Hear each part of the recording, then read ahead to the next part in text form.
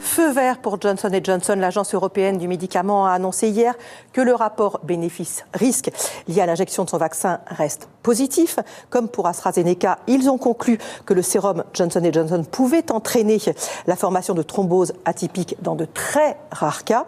Ah, les vacances, la mer, les plages paradisiaques. Oh, mais que voilà, ma dose de vaccin. Visite, vacances, vaccin, le programme du gouvernement des Maldives pour attirer les touristes, se faire piquer au soleil. L'idée a l'air tentante pour certains internautes. Moi, je suis entièrement d'accord sur ces histoires de chacun veut jouer sa partition dans le contexte. Juste une petite information, la fête du slip, ça existe, c'est au Québec. Et effectivement, c'est pas la fête du slip. Le site Sputnik Trip vous propose une formule tout inclus, la Russie et une dose de vaccin Sputnik. Vous avez sinon la formule vaccin à Dubaï pour 45 000 € proposée par cet Anglais. Pour les Indiens, un pack aller-retour aux États-Unis pour se faire vacciner sur le week-end. Et l'Alaska qui annonce cet été le vaccin gratuit pour les touristes dans ses aéroports. Rien de tel que le Covid-tourisme. Les ménages, on en a marre. Nettoyer, on en a marre. Les ménages, on en a marre. Le travail, c'est la santé. Les vacances, c'est la conserver. Le travail, c'est la santé. Les vacances, c'est la conserver. Selon Angel, Rawel, Céline et Natania, qui se sont exprimés lors d'un live sur la plateforme Instagram. Tu veux pas sortir avec toi, tu veux sortir avec personne ici. Bah pourtant t'avais pas fait un casting de salope, hein. La production de l'émission ferait en sorte de pousser certains candidats à s'acharner sur d'autres pour créer des séquences et faire le buzz. Suis-moi. Oh là là.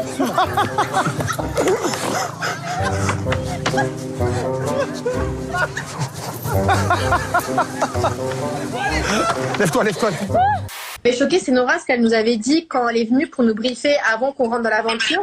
Elle nous a dit, il n'y avait que les filles. Et elle nous dit, mot pour mot, sur les deux yeux de ma mère, c'est vrai, elle nous dit, bon, bah, les filles, franchement, les mecs, ils en peuvent plus, hein. Ils sont à l'hôtel, ils vont exploser, vous êtes à deux doigts de vous prendre une giclée de sperme au visage, hein. Elle nous a dit ça. Je bande des yeux, fort. Pardon? Genre me bander les yeux, qu'est-ce qui se passe? On va faire quoi? On va où? J'ai trop peur. Genre déjà, moi je suis claustrophobe des yeux, donc du coup là je me dis c'est pas possible, je vais commencer à stresser, je vais paniquer, je vais pas me sentir bien. On a dit. Il transpire l'amour, j'ai jamais vu ça de ma vie quoi. Ouais. Ça pue l'amour. Ils sont trop beaux. L'amour ne pue pas. Hein. L'amour sent bon, j'ai envie de dire. Voilà. Ton mari travaille dans la maroquinerie. Oh punaise. Essayez encore. Maroquinerie. Maroquinerie. Maroquinerie. Maroquinerie. On n'y arrivera pas. Tant pis, on recommence autrement. Ah ben c'est bien, ton mari travaille dans le cuir. Voilà, c'est mieux. C'est très très suggestif en tous les cas. Si je peux me ça permettre. Ressemble à un bambou. Enfin, ça, Laurent, ça ne regarde que toi. Enfin, si je peux me permettre. Enfin, c'est quand même. Tu l'as dit. D'où quand même le nom donné à ce porte-manteau, Tentation. Ah ouais. Il y a de la drogue, non? Oui, il y en a. Il y a de la drogue. Il y a de la drogue. Il y a de la drogue, de l'alcool. Il y a de la drogue, il y a de l'alcool et cette drogue est. Et la production le sait? Elle est fournie par la production. Elle est fournie par la production. Les tournages se passent à l'autre bout du monde. Comment ça? la drogue. C'est très grave là. Ah oui, on va dire bien sûr ça. Emmanuel Macron l'a annoncé. Il souhaite un grand débat national sur la consommation de drogue. Mais dans sa tête, il a déjà tranché. Il faut briser ce tabou, lancer un grand débat national sur la consommation de drogue et ses effets délétères. Aucune légalisation du cannabis n'interviendra d'ici la fin de son mandat. Un message martelé par son ministre de l'Intérieur.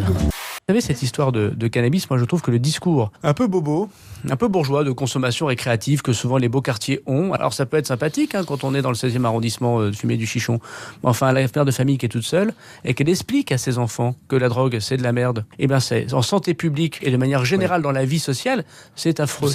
Voilà, le cannabis c'est affreux. Quand vous faites de la légalisation, vous contrôlez la production, vous contrôlez la vente. La réalité dans les pays européens où justement il y a une réduction des risques d'addiction, une réduction des maladies et notamment psychologiques liées aux addictions, la réduction des trafics, ce sont les pays qui ont légalisé. Je vous l'ai dit, votre revanche, et oui, c'est un plat qui est mieux servi froid. Oh merde. Ah putain. Fil électrique. Faut éteindre le feu là. Alors, quand on se retrouve dans cette situation, il ne faut surtout pas paniquer. Il faut couper les arrivées d'électricité et de gaz, faire évacuer la cuisine et couvrir d'un linge humide la source du feu ou se servir d'un extincteur avant de contacter les secours. Passez-le à Bernard car je dois marquer une pause là. Bernard qui lui raconte une histoire, n'importe laquelle. C'est celle à Deauville de celui qui rentre dans un bar et qui dit je voudrais un jean, et tout le monde dans le bar se retourne en disant quelle taille, voilà. Racontez-lui celle-ci, elle va l'adorer. Vous la maîtrisez bien. Elle vous a fait rire, Charlotte? Oui, elle était drôle. Vas-y, je crois qu'il faut couper le gaz, non? Il faut couper le gaz, alors s'il vous plaît. Allez, on sort, allez, on sort. Attention. C'est hardcore.